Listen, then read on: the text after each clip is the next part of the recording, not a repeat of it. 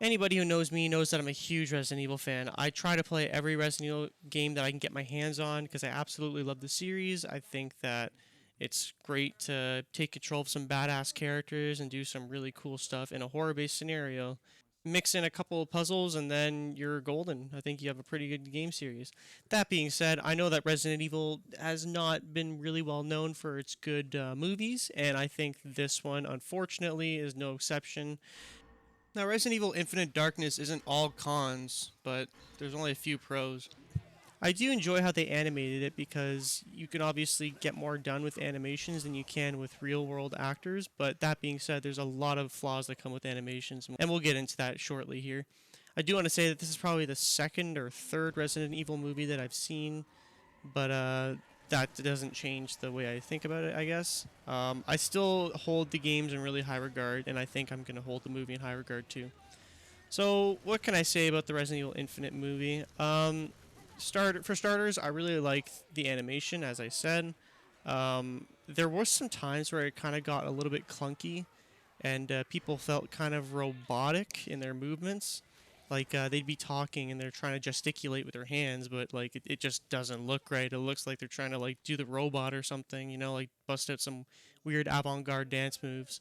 And then other times it felt really weird. If you were to watch the basic walking and running animations, it just looks really. I don't know a good word for it. Like it doesn't look human at all. It looks like it was forced or like it's been sped up and they're moving faster, arm and leg wise than they are movement wise. If that makes sense. The lip sync is also kind of screwed up, and it's not. I've tried looking at it in different languages too. Like I switched it over to Japanese, and even though it was in Japanese, it's still like the lip sync was kind of off, and then in English the lip sync was off too. And the reason being, I believe, anyways, because they wanted to make the characters kind of have limited lip sync. That way, when you put it into a different language, it doesn't look weird. But in this case, what happened is that it just looks a little bit weird in every language, but it doesn't look like it stands out. You're not getting like the classic English dub over Japanese Godzilla or whatever, right? Like, it doesn't look like Takashi's Challenge or whatever, or Takashi's Castle. That being said, there's some other issues with the audio. Like, the audio doesn't change when they vary from room to room. So whether you're speaking inside a fucking echo chamber or you're speaking in the middle of the void with nothing around you, the levels sound the exact same in terms of reverberation and like it feels like you're in the studio and for me it was kind of immersion breaking at points, but I think it's passable. If you're not really looking for it, it's passable. Now, on top of audio, the music was like okay. I don't think it was anything to write home about, but it definitely wasn't bad.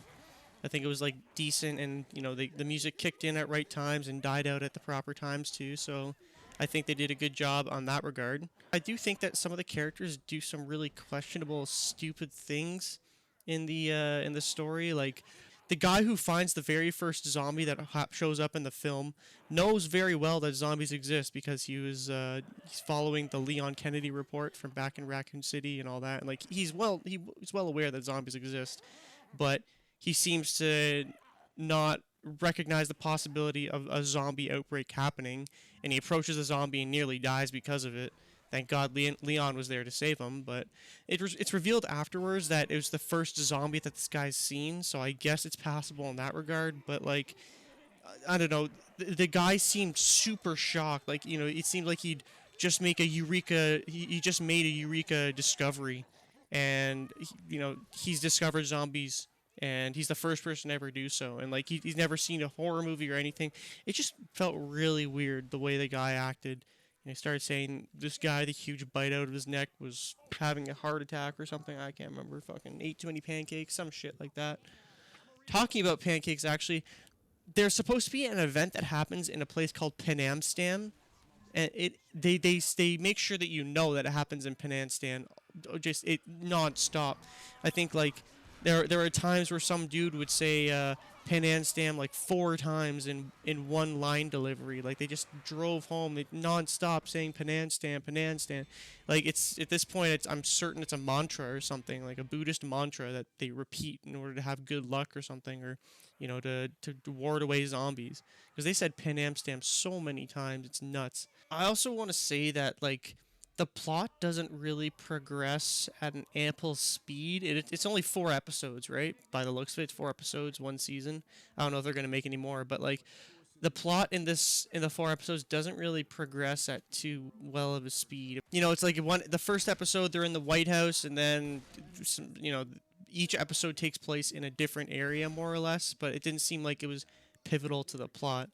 Like the plot didn't really make sense until maybe the fourth episode, and even then it was kind of like, okay, well, why did some stuff happen, right? Like there's no reason for them to do certain things. I don't want to spoil it, but there's no reason for them to do X when they could have just gone and attacked it at the source from the start. They had them go on a wild goose chase when they could have just went right to the issue, the source of the problem right away. And even when they went to the source of the problem, it didn't solve the problem at all because one chick had like all the info there was to know about some conspiracy, and so they just had to have that chip, and she already had it in her possession, so there was no reason for them to run all over the place. The final like quote unquote boss, I don't even want to call him a boss because he was kind of just like a character that showed up and he's all talking about like, oh, fear.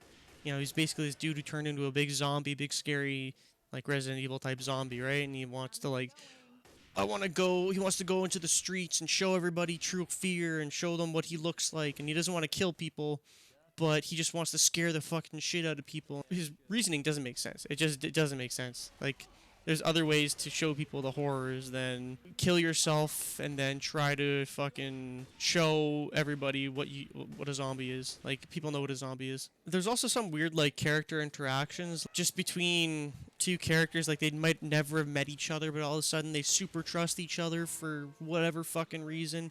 It's kind of like anime in that regard, but like I'm not sure. It felt kind of weird. Like this one chick was holding out that same chip I was talking about, and they're just like, yeah, so Leon, grab this and hold on to it. Yeah, it's yours. Cool. This is like pivotal to how the world's gonna go in the next few years, so you just hold on to it. Even though Leon was like going like beating her up the scene prior or whatever.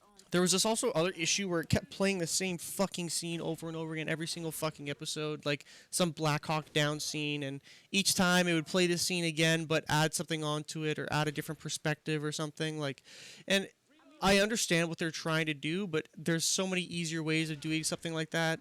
Like you could have timestamps, you could show just a couple like flickers of stuff leading up to the point they're at right now. Like it feels like they were padding for time by how many times they kept replaying the same scene over and over again. There were a few abrupt transitions, but other than that, like the most of the camera work was really good. Like I don't want to shoot this movie down too hard. A lot of the camera work was really good, and I think it did a good job of building up. And like some shots would literally just zoom into a wall or something, and like the music would stop, and then it would do a transition. So like you're kind of anticipating something to jump out, but you never know when something would jump out or when something would happen. Or the scenes are beautiful. The environments are really well designed, really well built, and like the way they interact throughout the movies or throughout the series is really interesting. Like they did a lot of good work in terms of the way things looked visually. It was really good. But I feel like that's maybe where all the budget was spent, because like the camera work was good, the attention to detail was pretty solid. There was a scene where the dude didn't want to use. They were in a submarine, and Leon wanted to use his gun, but some dude's like, "No, don't do that because we're in a submarine and we're a pressurized tube underwater or whatever." So they had to use their knife for that whole scene. It was really high octane. It was really like intense. But then there's like other scenes where like there's a bunch of enemies here, so we're gonna pour water all over the ground and then we're gonna electrocute them. But the problem is like they're in a room full of electricity and metal, and the character like holds onto a bar or something, like a metal bar above head, to like get away from the electricity. The gore and blood was pretty on point, and it's about what I expected. It wasn't too over the top, which was good, but it was enough to be shocking and enough to for you to understand that it was a zombie movie. I thought the way some of the zombies moved too, like some of the animations for the zombies were pretty cool and pretty interesting. But I guess it counterbalances with the fact that movements and animations for the everybody else was kind of like awkward and weird and robotic. Uh, But yeah, overall, if I were to rate this movie, I'm pretty sure I'd rank this at about a 50 out of 100. If you're looking for a movie that has like a lot of action and a lot of just Leon being a badass and shooting out his one-liners, even though some of them land and some of them don't, I think this movie's great. Like the camera work is good, the way stuff looks is pretty good. But if you're watching this movie for the plot or for like to be immersed, probably not the best movie to watch for that because, as I said, the animations are kind of clunky. But there are some. It kind of felt like you're watching like a giant video game cutscene for the 4 episodes that was aired.